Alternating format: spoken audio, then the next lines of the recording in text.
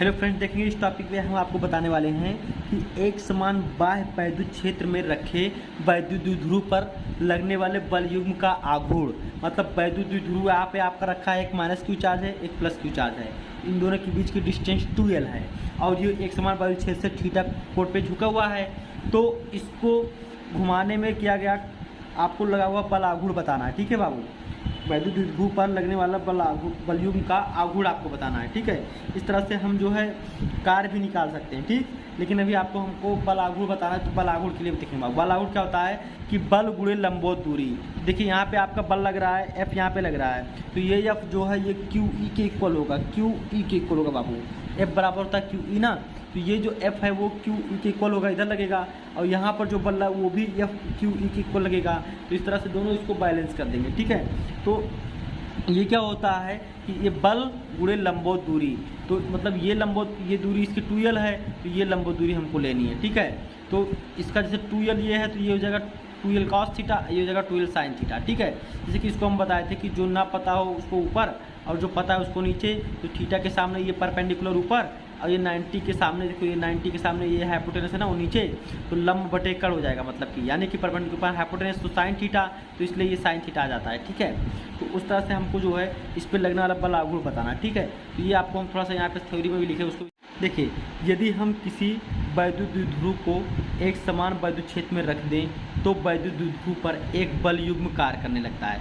बाबू बल युग्म वही बताए थे, एक बल इधर और एक बल इधर, तो वही बल युग्म कार्य करने लगता है। युग्म का मतलब होता है जोड़ा, तो एक बल इधर कार्य करता है, एक बल इधर।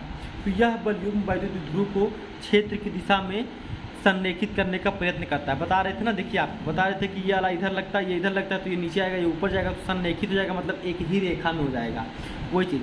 तो संरेखित करने का प्रयत्न करता है, इसे प्रत्यानयन बल युग्म कहते हैं, प्रत्यानयन बल युग्म कहते हैं, रिस्टोरिंग कपल बाबू। ठीक है, इसको हम प्रत्यानयन बल युग्म कहते हैं। ठीक, देखिए मान लिया कि माना कि एक वैद्युत द्विध्रुव एक समान वैद्युत क्षेत्र E से थीटा कोण बनाते हुए रखा गया है। मतलब इसको मान लिया कि जो है वैद्युत द्विध्रुव था, ये देखिए एक समान वैद्युत क्षेत्र से थीटा कोण बनाते हुए रखा गया है, इसको मान लिए जैसा कि चित्र में दिखाया गया है। ठीक, पुनः माना वैद्युत द्विध्रुव के आवेश +q और -q हैं, जिनके बीच की दूरी 2l है। ये सब लिखते हैं बाबू। ठीक है, ऐसे लिखते हैं, फॉर्मेलिटी है, समझो कि लिखते हैं इसे। वैद्युत क्षेत्र E के कारण +q आवेश पर एक बल F बराबर QE बताए थे, क्षेत्र की दिशा में लगता है, अब माइनस के कारण उतना ही बल विपरीत दिशा में लगता है। क्योंकि दोनों बल बराबर हैं, दोनों बल एक दूसरे के बराबर हैं, विपरीत हैं, समांतर हैं, तो अतः ये लोग जो है एक बल युग्म बनाते हैं जो वैद्युत द्विध्रुव को घुमाकर क्षेत्र E की दिशा में लाने का प्रयत्न करता है।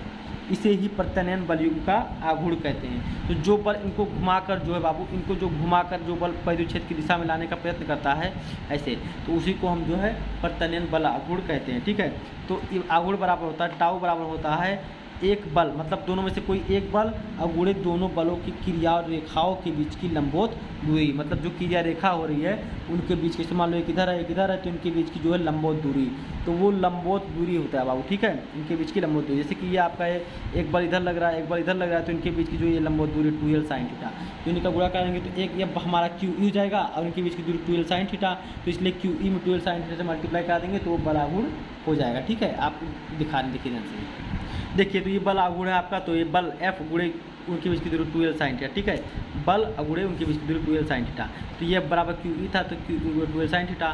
तो अब यहाँ से हम जो है Q गुणे 2l ये बराबर ले, Q गुणे 2l को P कहते हैं बाबू। ठीक है, ये जो Q गुणे 2l है इसी को हम P कहते हैं, वैद्युत द्विध्रुव आघूर्ण। यहाँ देखिए P बराबर 2QL, तो इसी को हम वैद्युत द्विध्रुव आघूर्ण कहते हैं, P से लिखते हैं, PE sin थीटा हो गया। तो ये हो गया न्यूटन मीटर, इसका मात्रक हो गया, ये बल का न्यूटन और इसका मीटर, तो न्यूटन मीटर। अब इसको वेक्टर फॉर्म में इस तरह से लिख देते हैं कि P क्रॉस E, तो P क्रॉस E को करते तो साइन थीटा आता है ना सदिश फॉर्म में, उस तरह से। विशेष स्थिति है, स्पेशल कंडीशन क्या है, अगर थीटा बराबर 0 है तो यहाँ पे 0 लिखेंगे, साइन 0 का मान 0, तो पूरा टाउ बराबर 0 हो जाएगा। यानी कि अगर थीटा बराबर 0 तो काम ही नहीं करना पड़ेगा। अगर थीटा बराबर 90 अंश, मतलब अगर हमको 90 अंश तो पूरा का पूरा काम करना पड़ेगा। साइन 90 का मान 1, तो total work done maximum work हो जाएगा, मैक्सिमम बल आघूर्ण हो जाएगा। ठीक है, तो PE तुमको ज़्यादा बल आघूर्ण लगाना पड़ेगा। ठीक है, अगर टोटल 90 अंश हो जाएगा तो। ठीक है दोस्तों, इस तरह से चैप्टर आप लोग का खत्म हो गया। जितने लोग चैनल पर नए होंगे चैनल को सब्सक्राइब कर लेंगे, वीडियो अच्छी लगी तो लाइक कर लेंगे, अगर अच्छी नहीं लगी तो डिसलाइक कर सकते हैं बाबू। ठीक है, शेयर जरूर करेंगे, इससे जो है बाबू सबका नॉलेज बढ़ जाएगा।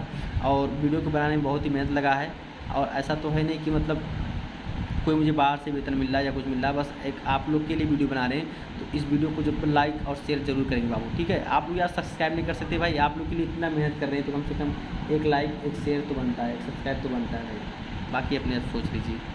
धन्यवाद।